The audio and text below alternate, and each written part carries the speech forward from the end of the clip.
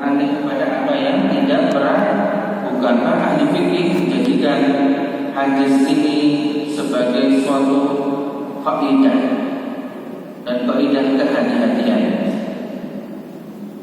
Di antaranya, insanun asaba saubahu najasah, seseorang itu terkena najis di bajunya, wala yadri hal hiya fi muqaddam thawb atau fi mu'akhkharahu.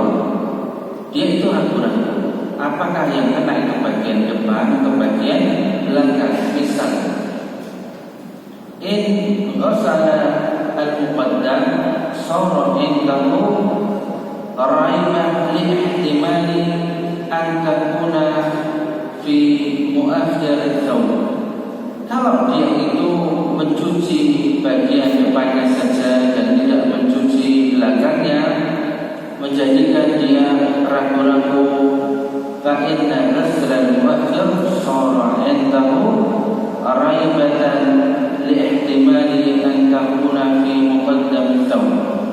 Nah, kalau dia cuci bagian belakangnya, toh itu dia masih ragu-ragu depannya itu kena najis atau tidak. Kemampuan al-ihtiyat, lantas bagaimana caranya kita hati-hati? Al-ihtiyatu an yaghsila muqaddamahu wa akhirahu, yaitu dengan cara dicuci bagian depan dan bagian belakang, hatta tazula raibahu wa yatma'in, sehingga keraguan-keraguan itu menjadi hilang, menjadi tenang. Ubah kabeh bagian arep karo bagian buripak. Nah, masalah najis kok garek cemplung ki nang kampung dikum niku nek teng Jawa, Pak. Niku nek teng Jawa niku gampil garek dikum ngangsu nek jaman riyen ngangsu entuk banyu cemplungke ucek bae. Ini tidak sama halnya dengan di Arab, Bapak Ibu. Apalagi Arab zaman dahulu. Kita ini kan sekarang kalau ke Saudi itu ke negara Arab yang lain, itu nek keduk sumur diwanya, nek gurun pasir keduk sumur. Orang jadi Bapak Ibu, jarinya itu mata air. Lalu keduk sumur nek temu tapi nggak betul. Antar saya temu Pak, betul ada. Pribon, gape apa gape? Jeruk. Oh jeruk. Itu mau saya tak Joko, gemah nih Pak lo. Nopo boleh Arab sing Banyuwangi. Maka sekarang itu di sana ya banyak air itu dirubah dari air laut menjadi air taman. Ada yang bertanya, Dok, nanti saya kalau di Mina itu mandinya bagaimana? Nah, ini wajar pertanyaan orang yang belum pernah mandi di Mina, Pak. Kurang waktu sering ke Mina, saya ini ya. Sorry ya, kurang ke Mina ya, orang sering ke Mina. Insya Allah juga besok berangkat ke Mina lagi. Insya Allah mohon doanya. Tadi sebelum asar itu rombongan dari Kulon Progo sepertinya sudah masuk, betul ya. Besok dari Bantul, besoknya dari Sleman kalau tidak salah. Saya nggak ikut di rombongan itu. Nah, ada yang bertanya, Dok, kalau di Mina itu saya mandinya terus nanti gimana? Waduh, Bapak Ibu, nanti saya doakan Bapak Ibu nanti bisa mabit di Mina. Sing amine banter niku nang Mina cepet. Sing amine ora banter ya luwih cepet.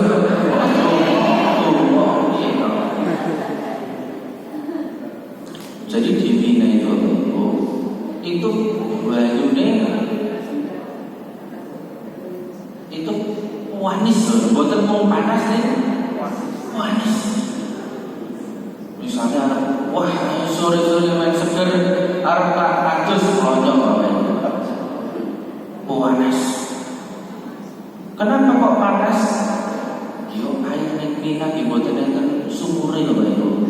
Airnya itu disalurkan dari tempat penyulingan air, nggak tahu di mana, dimasukkan ke pipa di gurun pasir, tekan Mina, metu banyu nih, panas, manis.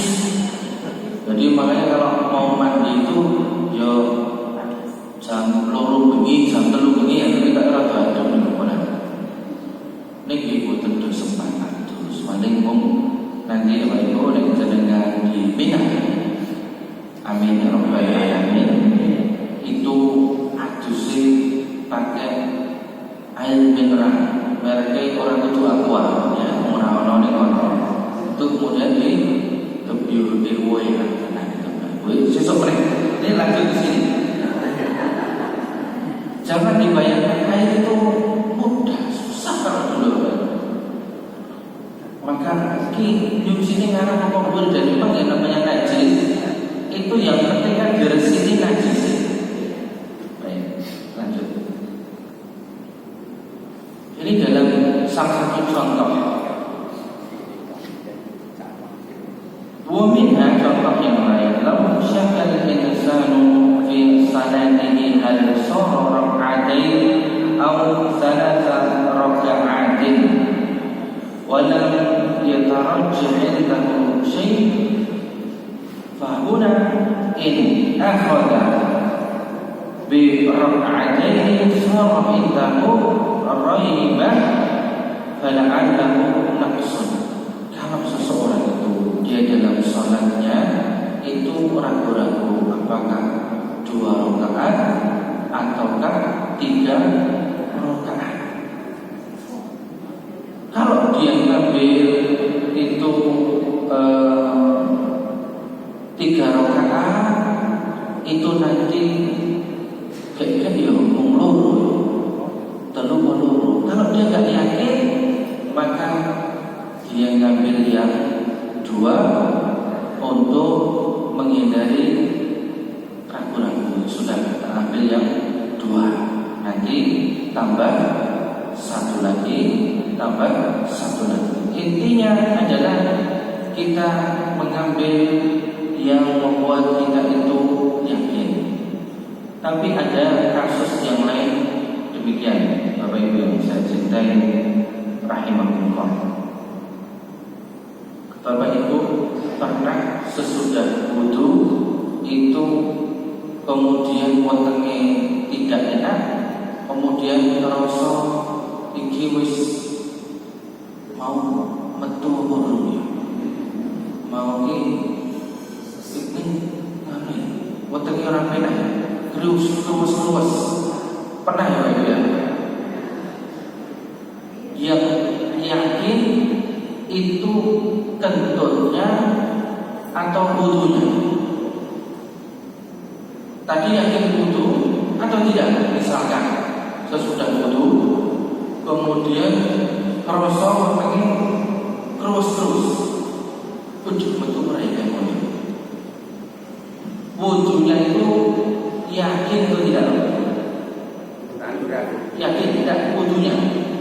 Wudunya tadi barusan dari situ. Cetok yakin.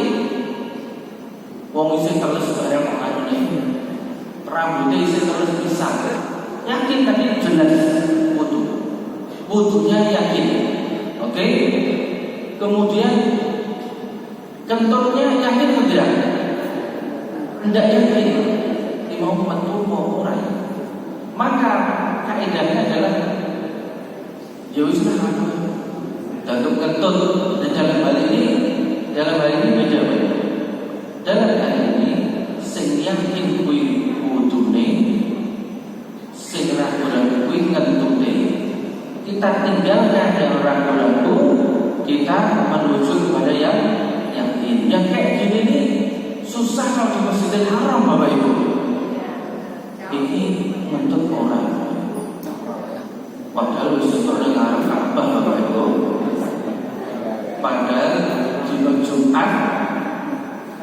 dina Jumat lewat jam 09.00 wae. Adane setengah 1. Pas jam 12.25 aduh peteng iki mau rada orang beda di bawah saja ngantuk maka yang jelas yakin itu kita butuh. Adapun kentutnya kata Rasulullah nek wis salat apa meneh aja mbok batalke kecuali kamu mendengar bau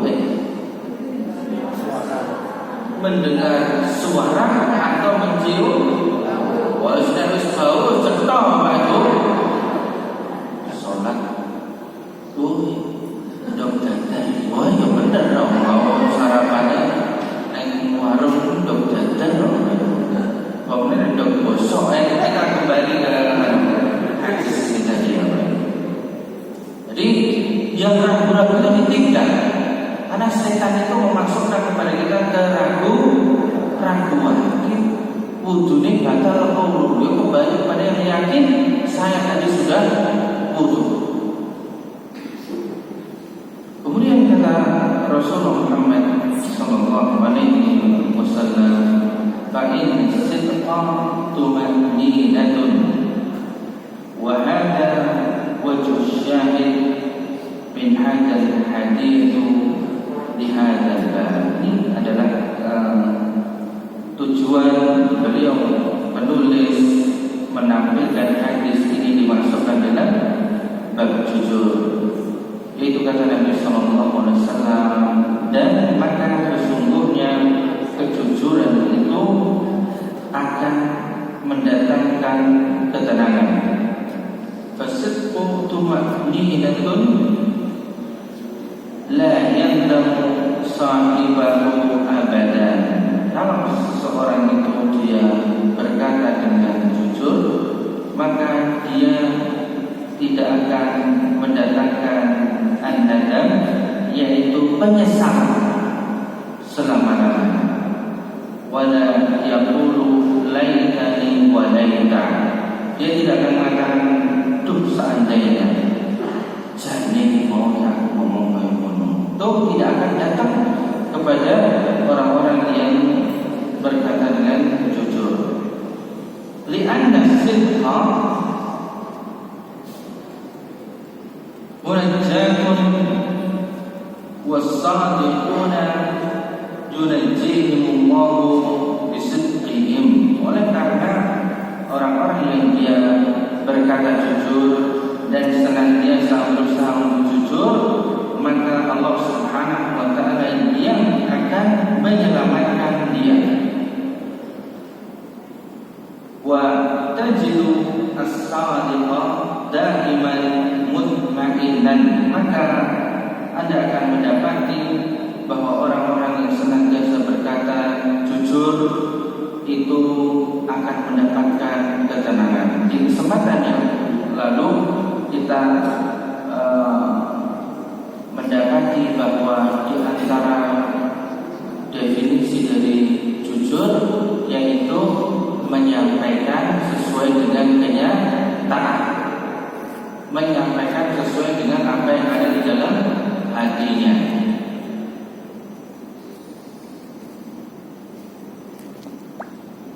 Walihada, oleh karenanya tajidu awwala man yaradahu fi al-kadhib nafsuhu.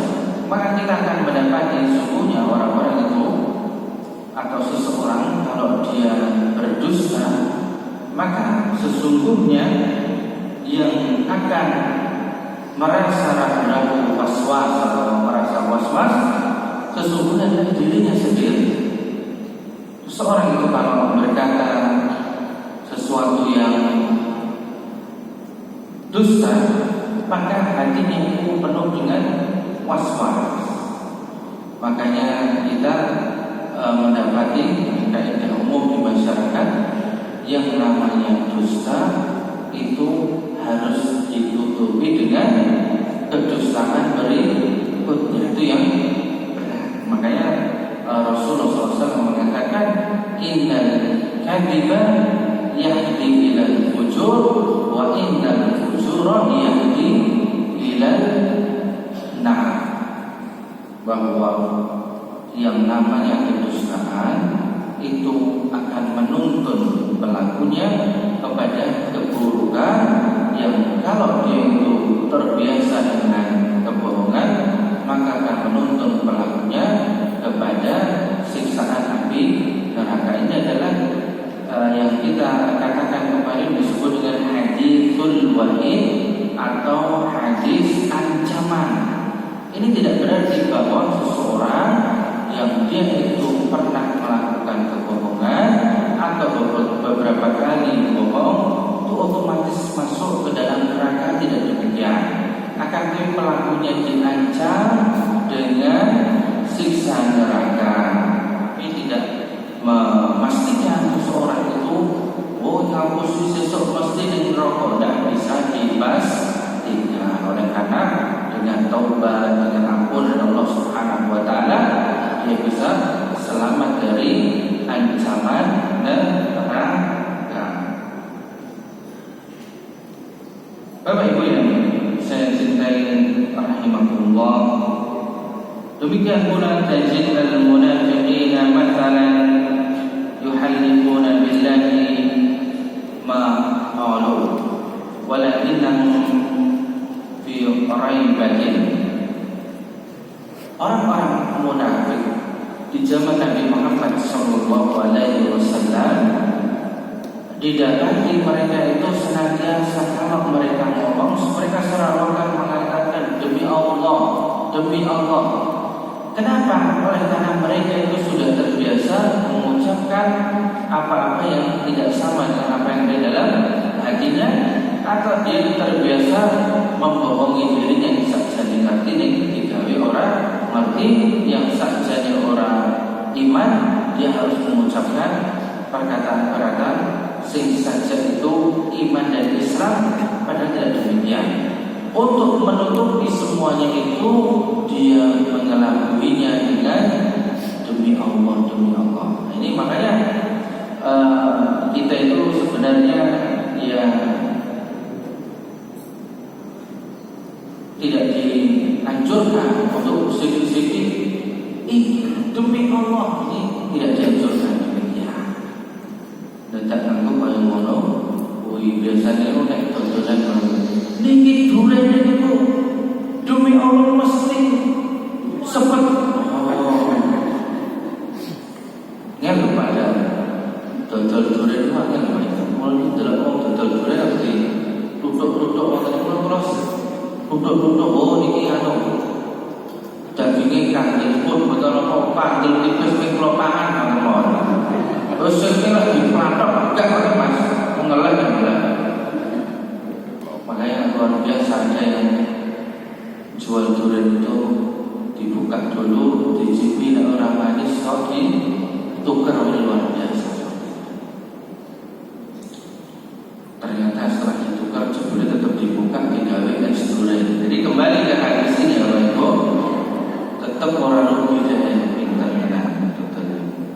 Lalu saya udah ada yang jualan durian. Ada teman saya yang jualan empok durian. Pernah dengar Bapak ya? Yang jual empok durian itu teman saya. Apa namanya yang punya itu beberapa kali sudah tobat Jumat di masjid Jogja ini. Tapi saya beli tetap harga teman namanya itu dilarang. Jadi harga teman itu harus dia caranya nguripi dagangan konco. Orang mate harga teman no jalur diskon 50% ya. Mate konco itu harga teman, harga musuh loh. Tapi kalau sama saya Pak Ibu, itu harga teman itu sering Pak Ibu. Kadang-kadang ini off the record, walaupun direkam foto ya. Beberapa pasien-pasien itu misalkan habis operasi dulu patah tulang, saya sambung tulangnya Pak Ibu.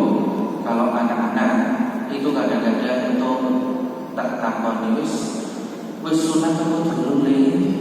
belum sunat, saya tawarkan ke orang tua coba-coba nanti kalau pas dibius melepas pet saya bonusi sunat sama ibu lo. Ini nanti sunatnya nggak gitu lah, bonus. Jadi kan operasi ini tak bonusi apa orang apa untuk operasi haruskan kok. Tapi kalau sunat nanti kan pernah suatu saat saya sudah deal dengan pasien, keluarganya pasien, dok, pokoknya mengikuti disunat ngomong di bius. Mereka operasinya rada oke, sok-sok operasi rada oke harus saya lho itu padat merayap. Jadi wong prei ngomong kalau operasi itu. Jadi kalau ada yang mengatakan kan PKU kan gawe karo kejut ya, ben pasiennya subhanallah. Niku itu justru sing damel itu Polda ini supaya do ngeri. Ini kan Indonesia kan nek numpak motor iki tinggal ning omah wae. Tinggal ning Selokan. Dorang bilang kuat ngerti malah gobek gabet ya. Gobek gabet to. Ki motor cerita apa tidak? Kasih. Apa Bu? Harga teman. Uren. Nggih, yo pokoke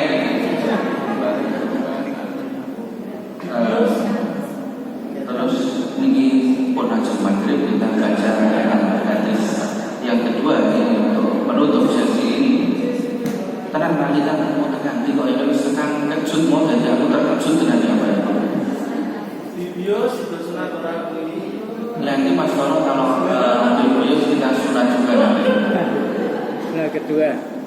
Nah itu kita tawarkan ya untuk bisa. Tapi kadang-kadang kita tawarkan Mas ini sunat buat siapa? Lo kenapa? Dari siang belum nopo. Oh sudah tahu tidak siap-siap. Belum siap tidak acara belanja pedus ya. Udah jadi orang usah datang membawa acara barang loh. Munah udah datang angel ya. Ada pesan gampang ibu. Foto sangatku acara-acara sunat ini tidak undang sak kampung astagfirullahaladzim. Mula jaluk dokter gratis belisan beli pedus. Rasulullah Muhammad sallallahu alaihi wasallam bersabda dari sahabat. Wa an Abi Sufyan Sahr ibn Harb. Bapak Ibu, Abu Sufyan, kenal ya Abu Sufyan? Abu Sufyan itu bapaknya seorang sahabat yang mulia, Muawiyah bin Abi Sufyan. Dulu beliau ini masih kafir. Ketika itu beliau biasa berdagang ke Romawi. Beliau dicegat oleh Heraklius, rombongannya Raja Romawi. Kemudian ditanya, "Famada ya'murukum?" yakni Nabi sallallahu alaihi wasallam. Apa itu yang disuruh Nabi baru yang orang-orang yang mengaku sebagai Nabi di tempat itu? Apa to ajarannya? Kata Abu Sufyan,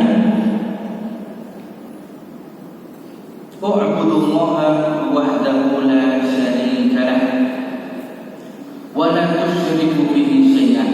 Sembahlah Allah yang satu dan jangan disekutukan dengan yang lainnya. Wa turku ma yaqulu aba'akum, dan tinggalkan apa-apa yang dikatakan oleh nenek moyang kalian.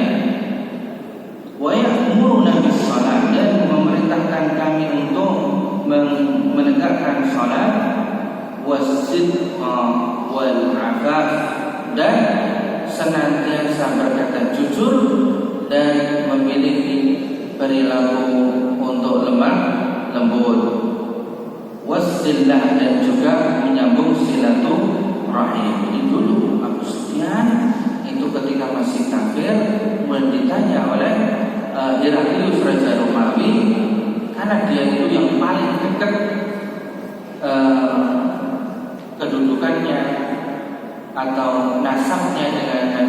Sallallahu Alaihi Wasallam, sama-sama orang Arab, sama-sama Quraisy, maka dia mengatakan, meskipun waktu itu dia belum Muslim, dia mengatakan setelah masuk Islam, karena Abu Sufyan ini nanti masuk Islam ketika Fathul Makkah di tahun 8 Hijriah.